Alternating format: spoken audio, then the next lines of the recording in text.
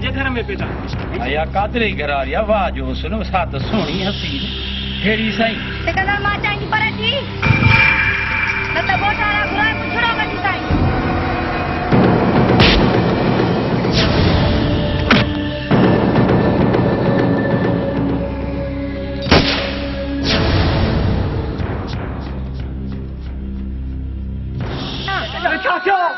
चाचो तो के मिट्टी चाचो के मारुई बुद्धो के मारुई सिकंदर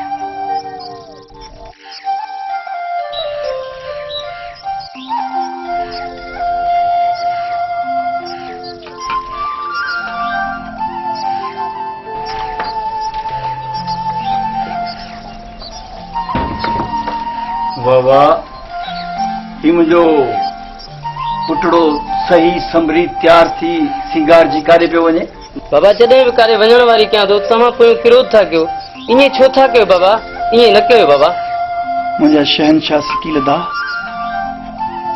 तोखे ख़बर हुअणु घुरिजे त तूं मुंहिंजो नंढो पुटु आहीं ऐं माउ पीउ जो हमेशा नंढड़नि पुटनि ते घणो रास हूंदो आहे इन करे पुटु तूं काॾे वञी थो न त पोइ मूंखे फिकिर थो थिए इन करे थो पुछां बाबा तूं मुंहिंजो घणो फिकिर न कंदो कर तूं दुआ कर त मां पंहिंजी मंज़िल पायां पर शहज़ादा पंहिंजे पोढ़े पीउ खे इहो त ॿुधाए आख़िर तुंहिंजी मंज़िल कहिड़ी आहे बचड़ा औलाद केतिरो प्यारो हूंदो आहे माइटनि खे जॾहिं पुटनि वारो थींदो न पोइ ख़बर पवंदी पुट मुंहिंजे अंधे जे अॻियां लठड़ी आहियो तव्हीं जेकर तव्हांखे कुझु थी वियो त पोइ ॿुधा मुंहिंजो छा थींदो पुट मुंहिंजो बाबा मायूस न थी मायूसी गुनाह आहे अलाह वॾो आहे पर पोइ बि बचड़ा मूंखे ख़बर त पवे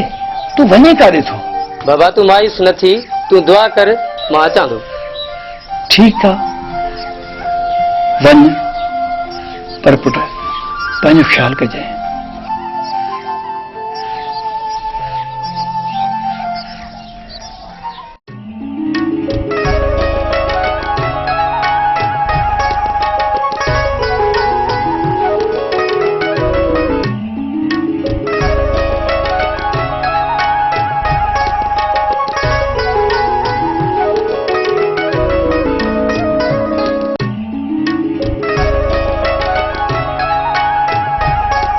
मां बनी ते वञा मानी जल्दी करे खणी अचां ठीक है बाबा तव्हां बनीअ ते हलो मां मानी खणींदसि पर बाबा इहो ॿुधायो त बनीअ ते माण्हू घणा आहिनि दीव अचो माण्हू आहिनि मानी सवाई करे खणी अचां ठीक है बाबा तव्हां फिकिर न कयो मां बनीअ ते मानी खणींदसि